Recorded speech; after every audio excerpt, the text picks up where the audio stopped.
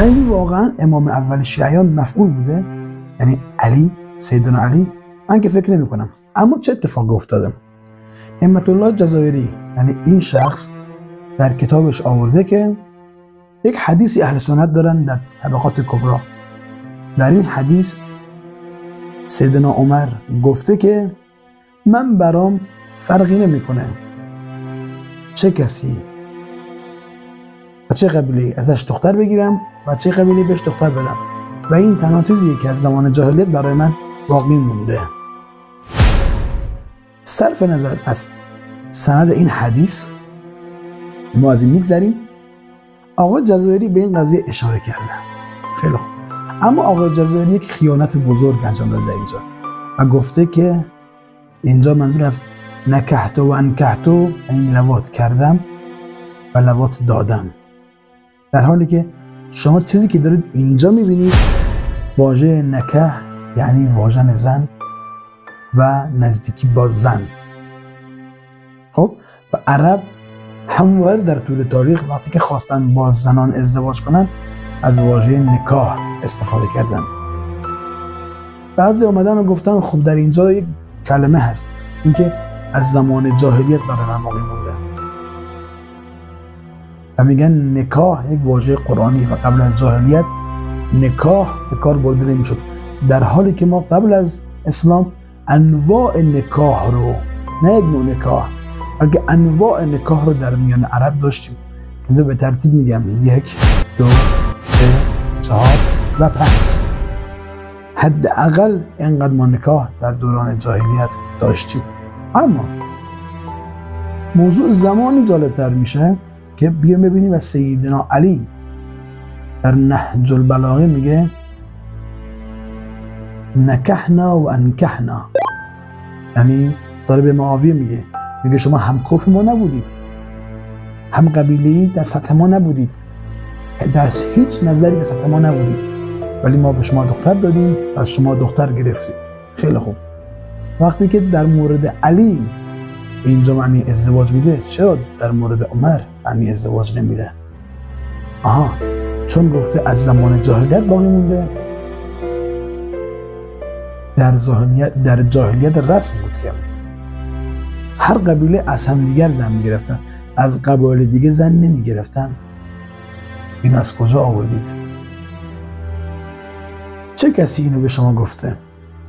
میشه یک سند تاریخی به من نشون بدید که گفته باشه عرب فقط از قبیله خودش زن میگرفت؟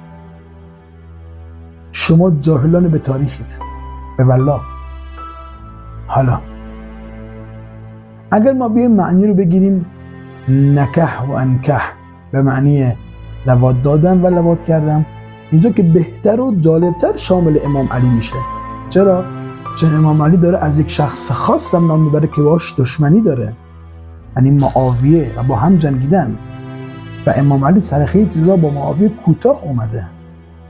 خب ما اگه بیایم ترجمه این دسته از شیعیان رو قبول کنیم، باید قبول کنیم که امیر معاویه از سیدنا عمر از سیدنا علی آتو داشته، کاری کرده که سیدنا علی کوتاه بیاد.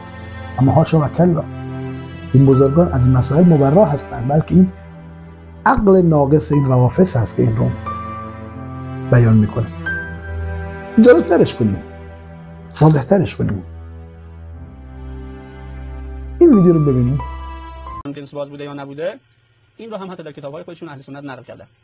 همین توهین زشت رو اینها در کتاب‌های خودشون نقل کردن. مثلا ابن سعد در کتاب محمد ابن سعد در طبقات الکبری جلد 3 صفحه 289 این روایت رو نقل می‌کنه. محمد ابن سیرین قال عمر بن الخطاب ما بقي في شيء من امر الجاهلیه الا اني لست ابالي الى اي الناس نكحت و ايهم انكحت. میگه از امر جاهلی برای من چیزی باقی نمونده جز اینکه تفاوتی نمی‌کنه به هر حال با چه کسی لواط کنه یا چه کسی با من لواط کنه.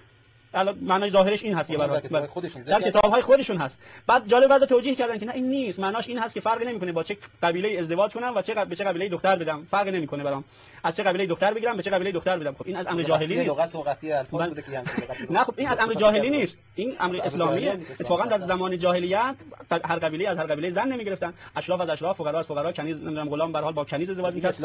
اسلام اومد این مرزها رو برداشت و گفت به هر حال ازدواج فقط اون چیزی که ملاک هست تقواست. اینها این مطلب رو نقل کردن، اصلا قابل توجیه هم نیست، سندش هم درسته. فقط تنها اشکالی گرفتن به محمد بن سیرین میگه این از عمر نشنیده، روایت منقطع هست، ولی در حالی که روایت در منابع خودشون هست و مبناشون این هست که به هر حال مرسل تابعی هم حجت هست. مراد این توهینایی است که کردن در کتاب‌های خودشون هست. اگر واقعیت داشته دیگه ما نمیدونیم چی بگیم درباره خلیفه‌ای که همچین کاری می‌کرده. اگر واقعیت نداشته چرا این توهین‌های زشت رو و این توهین‌های بسیار بسیار بد رو در کتاب‌ها نقل کردن؟ ویدیو رو دیدید؟ در این ویدیو آخوندک یزدانی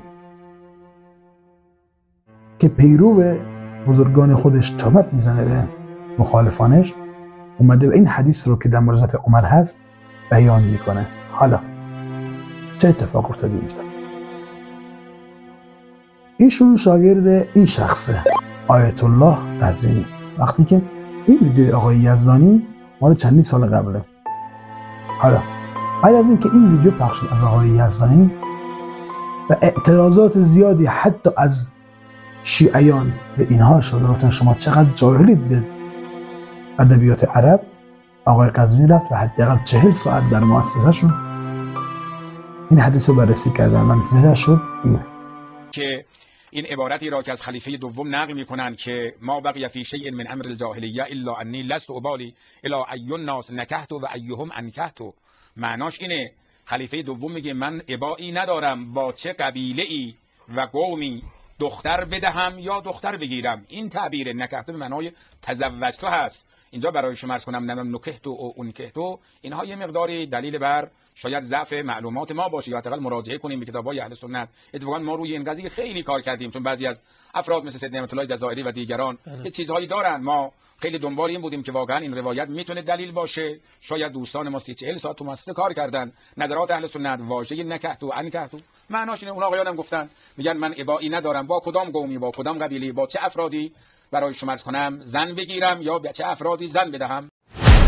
دیدید آقای قزوینی داره میگه این از کمبود و ضعف اطلاعات ما بوده که ما همچین برداشتی کردیم.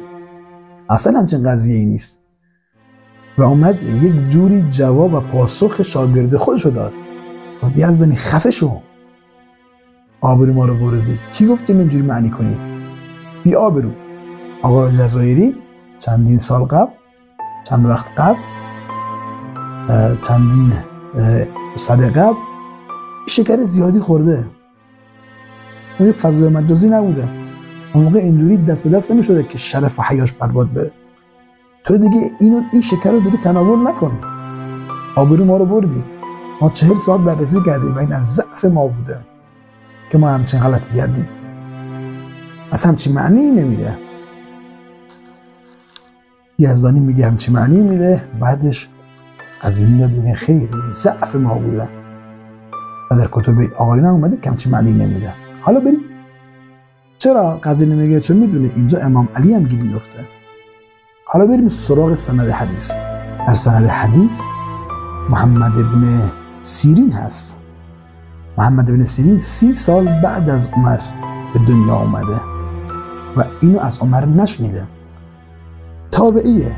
درسته که وقتی یک تابعی یک حدیثی رو نقل کنه قابل قبوله، اما به شرطی که از صحابی شنیده باشه.